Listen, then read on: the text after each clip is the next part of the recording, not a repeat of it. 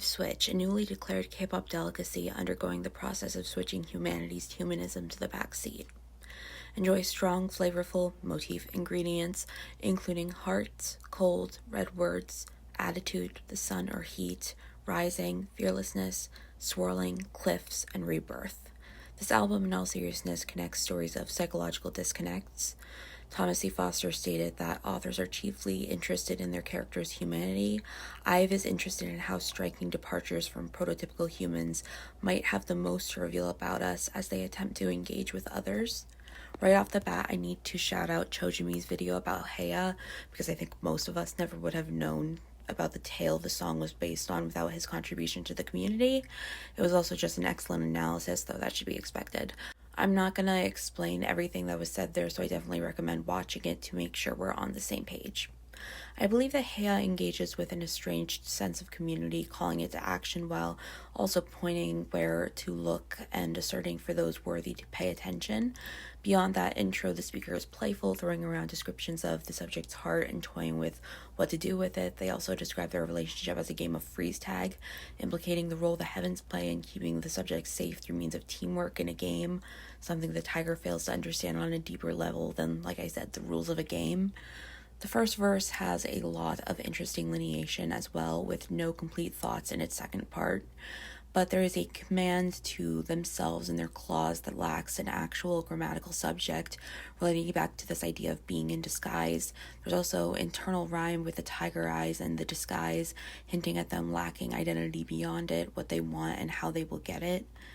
This human disguise allows them to be inhumane, representing moral weakness in actual people who allow this to happen. Our hearts too lack control and want to take others. Like the tiger, we lack a semblance of self beneath illusions of power. The lyrical diction also has a lot of character the tiger lacks, like their description of crimson words. The tiger acts high and mighty, shouting to the sky and raising up, almost as if it has ascended Maslow's hierarchy of needs and can self-actualize through the exploitation of others. They treat it like a promise, a true literary vampire, which is less about sucking blood and more about exploiting the innocent, regardless of if anyone does or does not have fangs. They already cited their claws, but they say to also watch what's underneath, as it isn't their physical form that makes them this way. At the same time, they also can't control what's underneath, grasping control and being feared. Their addresses to the sun are casual, them watching, unaware the heavens will intervene. It's dramatic irony when they say they will catch the subject with a snap, as we know they will actually fall back down to earth. Their lack of happy ending could easily allude to similar stories like Sisyphus, who had to keep going but dealt with falling down to square one, or Icarus, a more well-documented tale with the sun also in question. First, though, in telling the subject to not pretend they're fearless, they suggest they like seeing the reactions of their victims. They get something out of it. Independent clauses without lineation to split them up conflict, but they still think they'll always be on top, beckoning, ominous, spinning lies with a smooth tone. Things are heating up, consoling someone about rising and burning, though it could be themselves or the subject. The sun can hide, but they are conversational about the notion they will still get to chew and swallow. Their greed, what they call desire, cannot be contained, and they end the song none the wiser to their true fate to fall. Where the tiger disregards them, Ascendio sets boundaries throughout its runtime. They repeatedly set the scene only to change the context as they see fit. The song begins with a simple yeah, as if to confirm this is an endeavor they are serious about. They start by addressing a priest about confessions, but they take an absurd turn, referring to life as a play and its secret soliloquy. Soliloquies are already pretty private, but they continue portraying their flaws in a more romanticized than sinful way, insisting the subject cannot interrupt or ruin the chain of events going on. This is truly their stream of consciousness, though it's messy, combining terms like just and too much and divulging in simple sentences. They are still enamored with and engrossed in the state of affairs, though. They say, "I like that, it might stop," referring to the subject's heart, and this line is great because it could mean they like that their heart might stop, but they use a comma, meaning they like the heart, even given a caveat that it might stop, minimizing this idea even more than it would otherwise. The subject is involved in some show they're changing for, counting verbalized when already several seconds in. Then in the chorus, they really get into the idea of clearly setting up boundaries with simple commands about what the subject can and cannot do to them.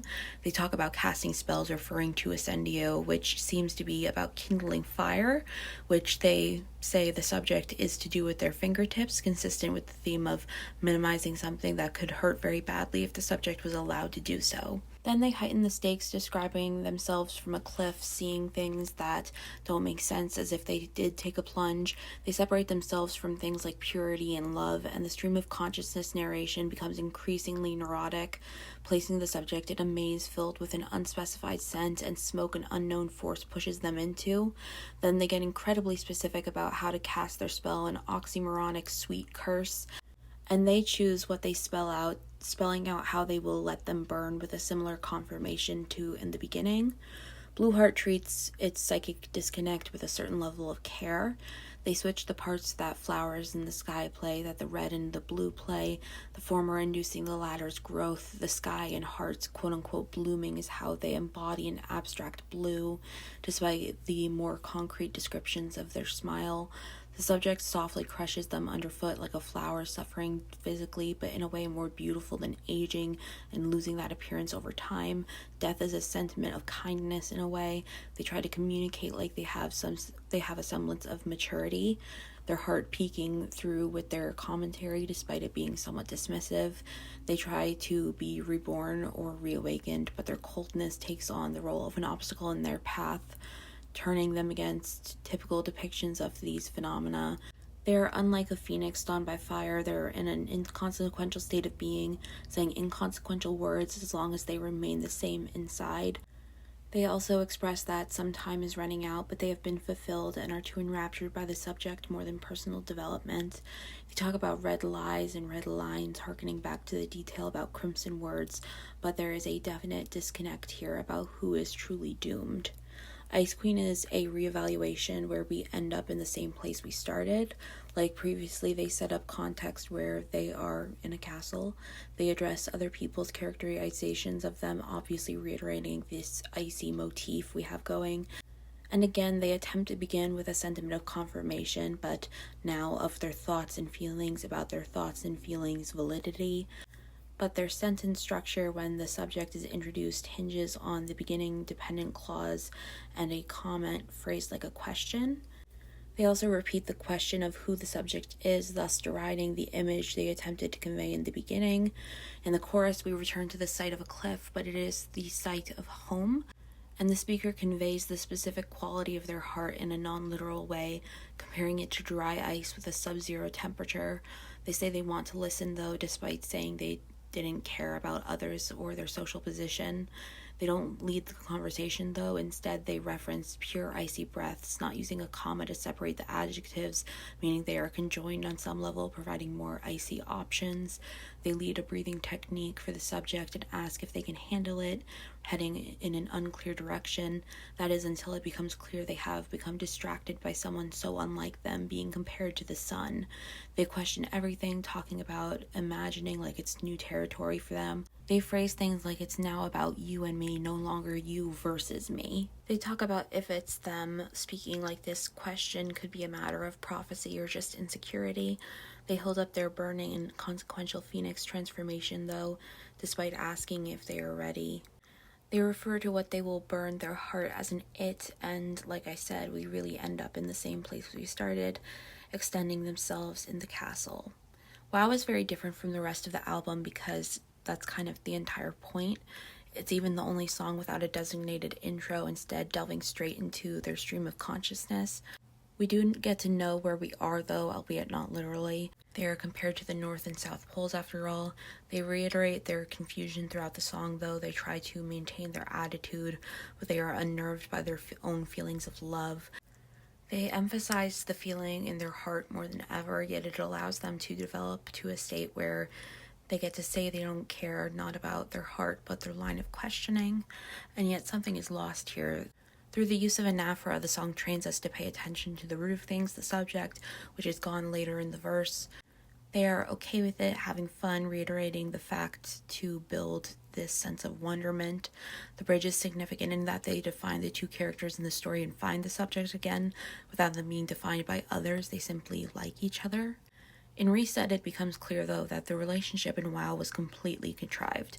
It was fueled by emotions, and they still wish it could be, but it can't, so they act out instead. They seek out human connection just in a way that is not conducive and never really could be. They speak directly but are unable to finish their opening sentiments. They care about caring, but the song is less entrenched in a fairy tale story like Heya, but speaks in terms of technology. All of the notifications add up to one unwelcome presence, implicating their overwhelmed mind where the focus has normally been on their heart thus far. They express pain, daring our minds and mirror neurons, while the hearts involved here are just emojis. Their goodbye is succinct, but the pre-chorus reveals darkness. They engage with the digital like it is physical and more simple, the kind of balloon they can burst with a bang. Any complexity that they had in their relationship will simply be gone with a reset. But like technology, they say they know everything but still feel this bitterness that is posed like a question. They compare their relationship to being alone on a square island. It's square, it's digital, but it's also boring. While there's no reason the Tempest couldn't have a digital medium, the boring nature would keep Prospero stuck on his island. They do say their heart feels more spacious, but the heart motif popping up again cannot reverse the fact that they are too different, creating a character arc between WoW and this song.